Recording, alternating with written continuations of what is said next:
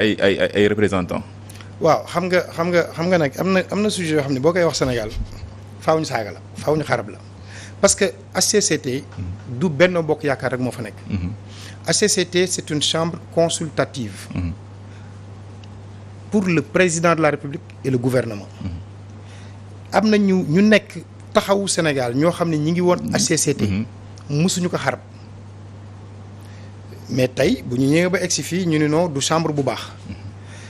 Parce que c'est budgétivore, c'est 8 milliards par an. 5 ans, ça fait 40 milliards. D'accord. Mais nous, keroog bi Pape Mayel di def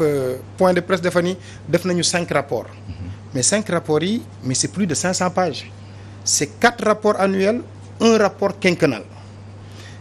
Si liggéey bi nga xam ni ñoom def nañ ko, gis nañ ni que ni jot nañu fi déglu 145 directeurs généraux, ministres, directeur de conseil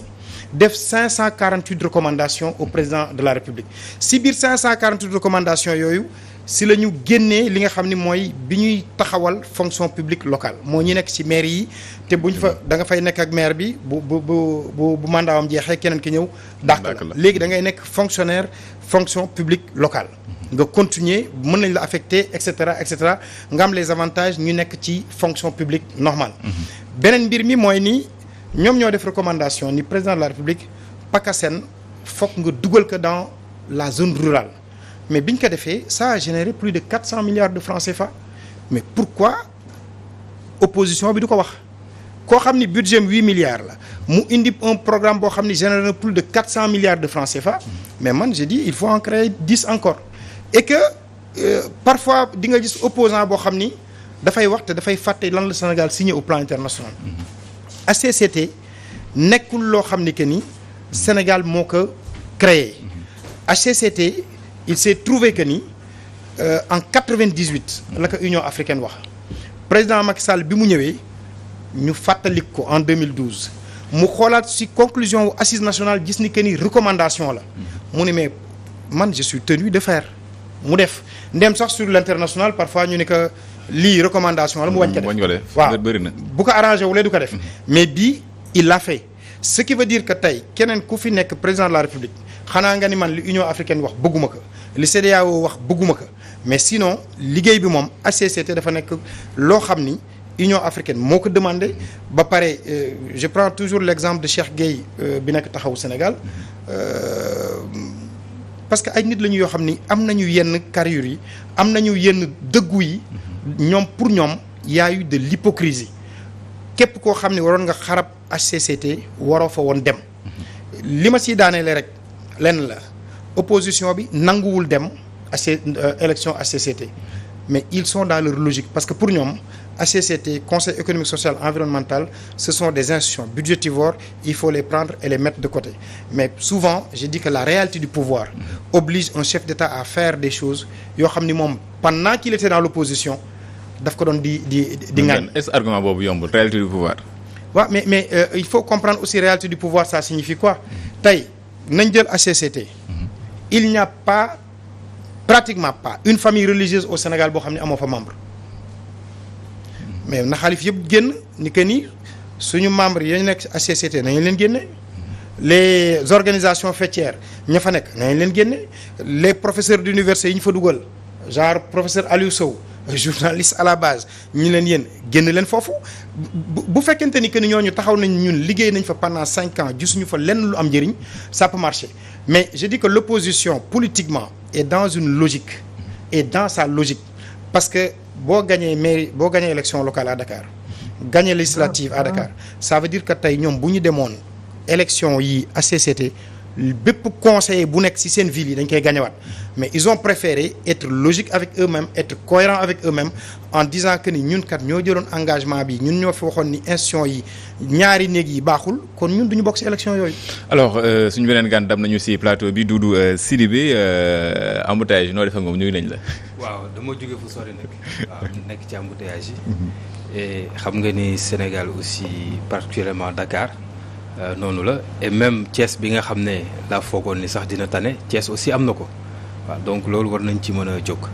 donc di la nuyu bu baax di nuyu sa beneen invité bi et di nuyu aussi sa téléspectateurs yi di kontaan ci toog fii. alors ñu des ak yow fi ñu doon daanelee léegi ak Ben Mactar muy wàllum HCCT muy élection yi jëm au conseil des collectivités territoriales jamono ji kuje gi xalab nañ ko nee nañ duñ ci bokk alors que maa ngi koy wax sànq Ben am nañ sa ay membres ci mandat bi nga xamante ne moo ngi jeex est-ce que foofu mën nañu wax ni hypocrisie am na ci même bu weesoo ni ñu ngi seen logique. waaw xam nga ñoom loolu seen ils sont libres de le faire maanaam mën nañ ko dogal bu neexee ñu def ko bu la neexee ñu def leneen te ñoom boo xoolee sax bi ñu defaree seen association bopp association des élus locaux nga xamoon ne que xëy na foofu la ñuy jëmi après donc dañu suivre benn logique moom la ñu continuer def mais loolu suñ koy def c'est parce que dañu yaakaar ni xëy na institution bi njariñ bi mu waroon a am xëy na amu ko parce que c'est une institution consultative dafa war a jox ay xalaat yu mucc ayib état bi su ko état bi laajee ak bu ko laajul mën na anticiper joxe ko mais gis nañ ni que bi mu fi nekkee ba léegi man de sama bopp laa xam mais déggaguma ñu ne rapport bii ñoom ñoo ko bind xëy na bind nañu ay rapport def nañ juróomi rapport mais siiwal ko ba génn ci idée boo xam ne dana justifier ñoom existence su institution boobu man gisaguma ko te war nañ ko mën a def parce que comme ni nga ko waxee ñi fa nekk dafa xaw a représenter maanaam le peuple pàcc yëpp ñoo fa nekk donc mënoon nañu ku ci nekk ci pàcc bu nekk nga jéem a xalaat lan la askan bi soxla nga digal ko gouvernement bi gouvernement bi mën ko jëfee bu dee nangu na ko parce que tamit gouvernement bi mën nga ko digal dara du ko def parce que ñoo ngi fàttaliku rapport Amadou Mahtar Mbow bi mu joxoon sur les institutions Macky mais Macky lu mu ci gucci xaw ma ndax jukki na ci mais jukkiwu ci lu bëri voilà liggéeyloo nit ba pare te doo ko jëriñoo aussi defar OFNAC tamit ba pare mu def ay rapport mu ne rapport yi moom moo ci teg kuddam loolu tamit day tax institution bi du am benn valeur daal. mi ngi ñëw si valeur institution boobu sànq yaa ngi ñuy fàttali ni boo xoolee li nga xamante ni moom la Pape Mayel wax bi muy def conférence de presse ngir def bilan wu mandat bi ñu weesu daanaka mën nañ ci defaat yu bëri est-ce que loolu du am benn paradoxe par rapport ak le chef de l'État bi mu fiy ñëw li tax mu ne woon day supprimer Sénat. waaw moom la c'est pourquoi je parlais de la réalité du pouvoir xam nga parfois aussi dañuy bëgg trop nekk dans le populisme. Populisme mooy booy dem campagne nga xool en termes de marketing politique ce public li mu soxla nga jox ko loolu. man je suis sûr et certain que ni quand j'entends Ousmane Sonko dire ñafal c'est pas son langage. Je suis sûr que Ousmane Sonko n'écoute pas Tarba Mbaye c'est même pas son genre mais en pleine campagne en plein meeting. Parfois ñu cabaxal la yenn yi nga ni naa si dem parce que ça permet d'égayer ça permet d'avoir le peuple avec toi et ce peuple-là a besoin d'entendre certaines choses tey boo ko xoolee durant la campagne quand Barthélémy Diaz a dit à Mimi Touré soxna si dama lay wax jigéen du fen mais moroomu yaayam lay waxal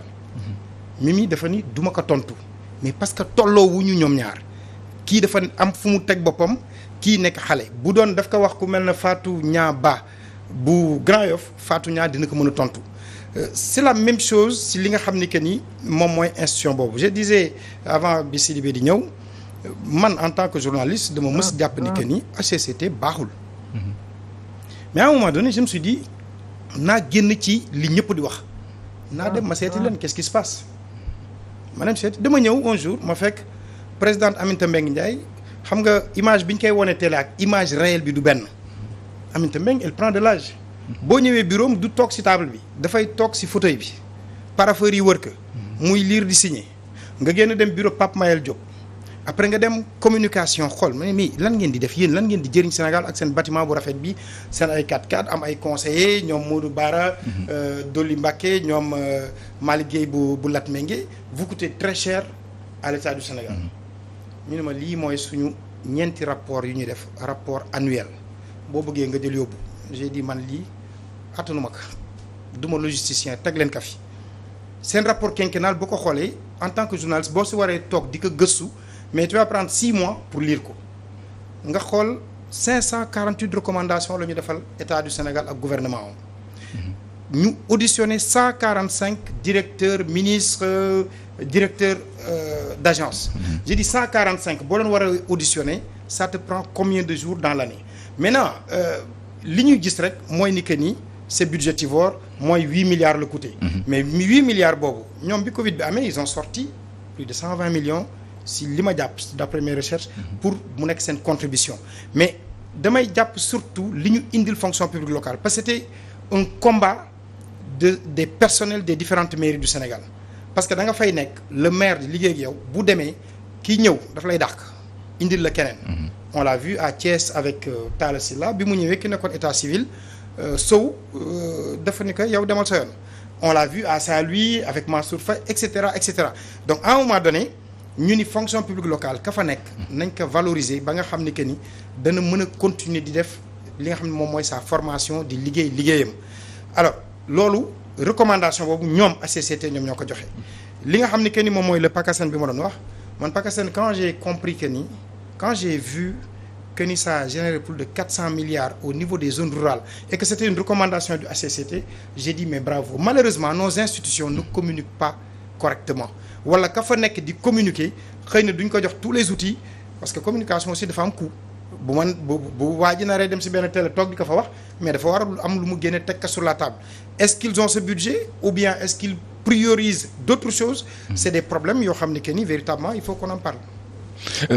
Doudou fi mu nekk nii bu ñu déggee le bilan en tout cas une partie du bilan bu mandat wu HCCT bi nga xamante ne moom mooy mandat bi njëkk ñu méngale ko ak discours yi nga xamante ñu ngi koy dégg un peu partout ci classe politique que ça soit ci pouvoir yi wala ci kujje gi est-ce que amul wuuroo boo xamante ni am na fi te ñi ko waral moom mooy ñi jiite institution bi. waaw je pense que Ben Makhtar am na lu mu wax lu am solo muy communication c'est-à-dire que il faut suñu institution yi ñu tàmm di ubbeeku ci askan bi. parce que dafa am lu ñuy wax communication publique descendante waaw loo xam ne ñun ñi nga xam ne ñoo ñu jiite nos gouvernants dañu war a rendre compte population yi les gouvernés te loolu dafa am ay fànn yu bëri te jamono yi ci gën a gaaw mooy médias yi bu ñu woote woon conférence de presse ñu synthétiser rek parce que 548 points duñ ko mën a wax ci conférence de presse mais ñu jël les points les plus saillants ci gën a am solo ñu communiquer ko wax ne ñun rapport bi diw ak diw ñoo ci liggéey ci conditions yii lañ ko liggéeyee mën nañu wax sax ba wax luñ ci dépensé parce que transparence moom il faut aller jusqu'au bout wax yépp pour ñu xam ne 8 milliards yi leen jox am na fuñ ko dugal lu dëgg bu boobaa population yi dañ mën a xam ne que institution bi am na njariñ te mu ngi liggéey même bu dee liggéey dans l'ombre parce que mën naa aussi nangu leen que ñoom seen objectif mooy conseiller le président de la République donc bu ñu paree seen rapport moom lañ koy jébbal directement moom moo ciy jëfandikoo li ko neex mais waroon na am aussi beneen fonction boo xam ne dañ ko jëmale ci population yi aussi parce que population yi aussi ñoom am nañu baat te les populations ont droit à l'information donc man foofu laa gis ne sooxee na fa et mun naa sax génn tuuti xaw a comparer xool ne que même Assemblée nationale waroon na mën a am une chaîne parlementaire boo xam ne bu ñuy waaj a voter loi dinañ ci wane loi bi lan la ñu expliquer ko nit ñi dégg ko parce que bu ñu woowee médias yi ñoom dañuy jël li leen ci neex ñu génne ko du dëgg mais bu fekkee ñoom seen média la ñoom ñooy xool lan moo ci gën a am solo lan lañ bëgg a communiquer population bi ñu insister ci te nañ am temps insister ci ba population yi approprié wu ko bu ñu koy voter du am benn problème parce que population dañuy xam ne lii pour seen njariñ la donc pour man ubbeeku boobu dafa am solo du da ngay liggéey rek toog ne nekk dans le secret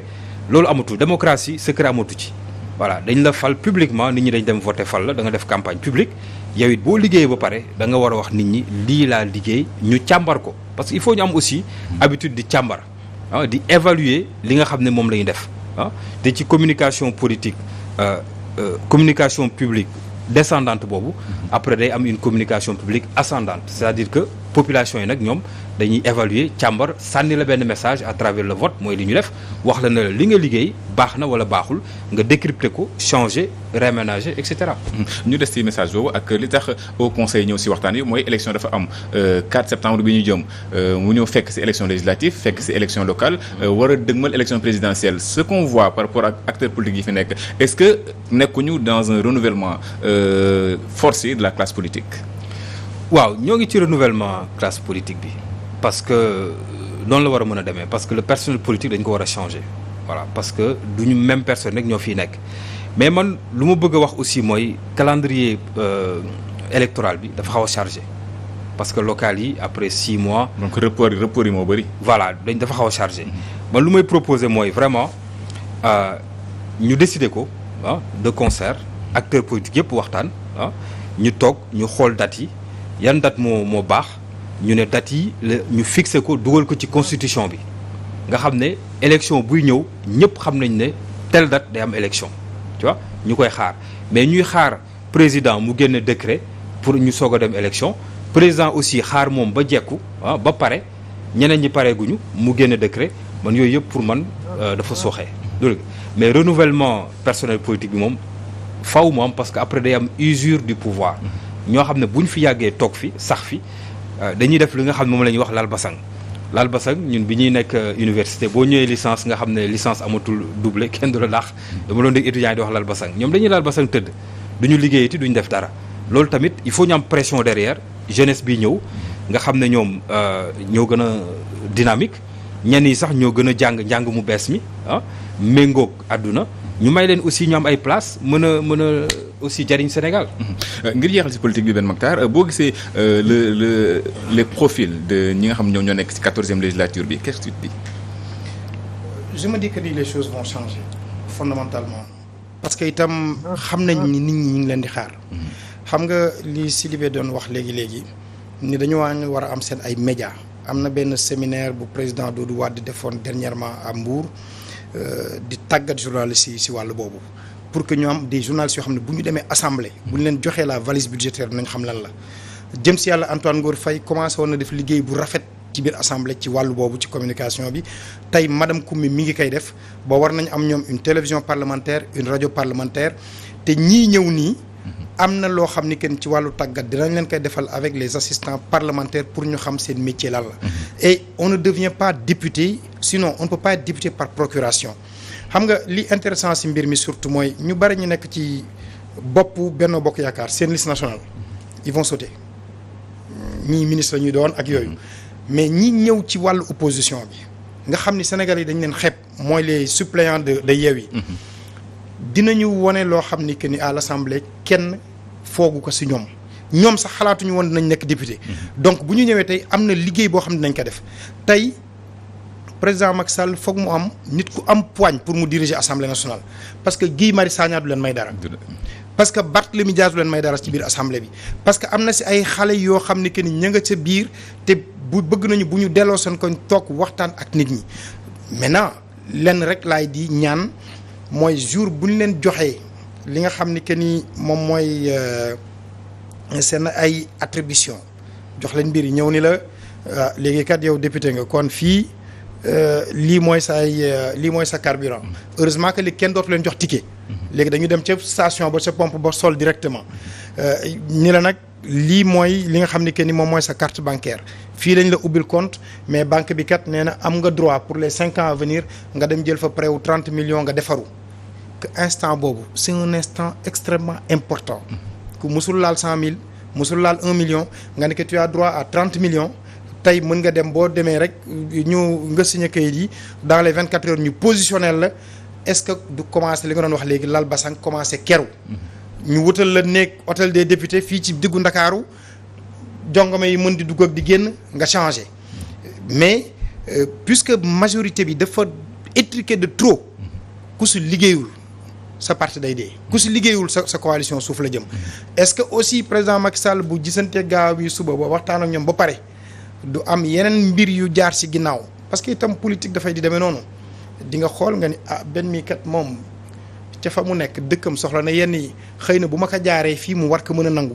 donc yooyu yëpp ce sont des choses yoo xam ne que ni faaw ñu koy di calculer mais gëm naa ni ñii dem assemblée année bi du ñu bokk ak assemblée ni mu daawoon di doxee moo tax Ousmane Sonko bi mu naan am nañu ay projet de loi loo xam naa ne lapsus la ay proposition de loi yoo xam ne que ni fas na yéen nañ ko def ça veut dire que kii diriger assemblée na ko wóor ni mu bëgg ko mu bañ ko liggéey moom bi yoon dina am. 13e législature bi liñ ko sayute bëri na loolu ci ay mbir yoo xamante ne nemmeeku nañ ko fi Ben Mactar dresse un peu profilu ñenn ñi si 14e législature bi gëm nga ni soppite day mat jamono ji lay Sénégal di am assemblée bi mu soxla. waaw soppite mën na am. parce que déjà ñi nga xam ne ñoo nekk Yewwi ñëw gëw ma ni ñoom c'est des politiques professionnelles donc ñoom tàmmuñu peut-être politique politicienne xëy na balaa ñi ci bëgg a dem ci côté boobu balaa ñu koy def. mu yàgg tuuti dinañ jot a liggéey lu bëree bëri ci 5 ans yi donc te dolli ci aussi rafet naa njort aussi que ne ñooñu comme ni mu ko waxee xamuñu leen mais xëy na aussi